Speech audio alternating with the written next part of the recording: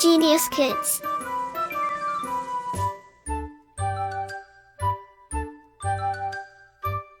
Cultivating love for learning. Chapter 12. Self-help. Get connected. Self-awareness. Constant dependence on others, even when the work can easily done by oneself, isn't a good idea. It is said God helps those who helps themselves. That is why one must focus on helping oneself rather than waiting for miracles to happen. Knowledge acquisition. A new awakening.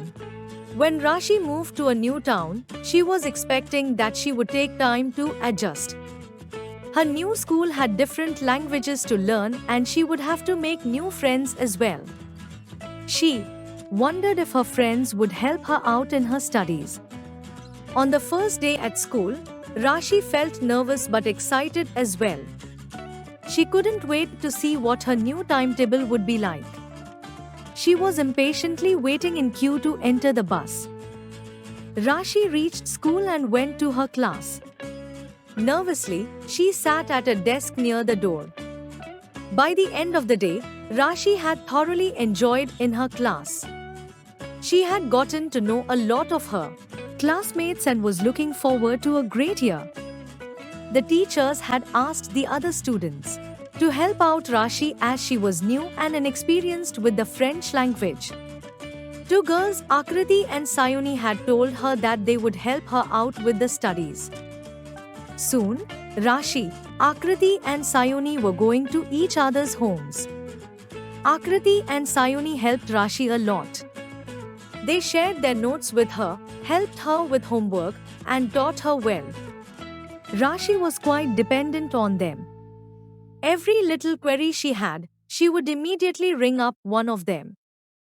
Kind-hearted girls that they were, they would help her out, explaining and sorting her queries for hours on end. Soon, they studied mostly all subjects together. As Rashi found the entire syllabus different from what she had earlier done, Rashi would check with them for other subjects like maths, geography, science as well.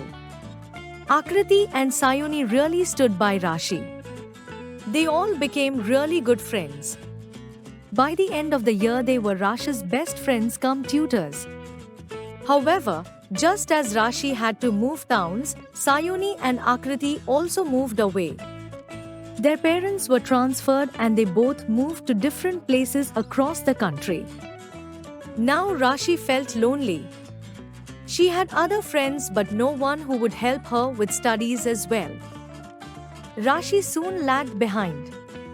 When the first examination results were out, Rashi was shocked to find that she had barely scraped through in most of the subjects. Rashi couldn't believe this. She had always been a good student. Back home, her parents were shocked as well. When her parents questioned her about the marks, Rashi tearfully confided about the fact that she couldn't study without her friends. She was so dependent on their notes and their problem-solving abilities that now it felt overwhelming to manage studies all by herself. Rashi's father listened to the whole story and said, "Rashi, you have seen what happens with dependency. It's a good thing you learned this lesson so early on in life. We have no complaints about your marks. What we want is a daughter who is self-sufficient to handle all of life's situations by herself.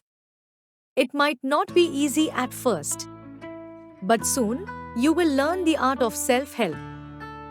Rashi began to study by herself. She made a timetable, devoted her time to homework properly, and when she had queries, she tried finding the answers by herself. If she couldn't find the answers, only then she approached her parents and teachers who would guide her to find the answers to her queries. Soon her marks improved. Rashi had learned the art of self-help and now could be confident in all situations. Like, share and subscribe.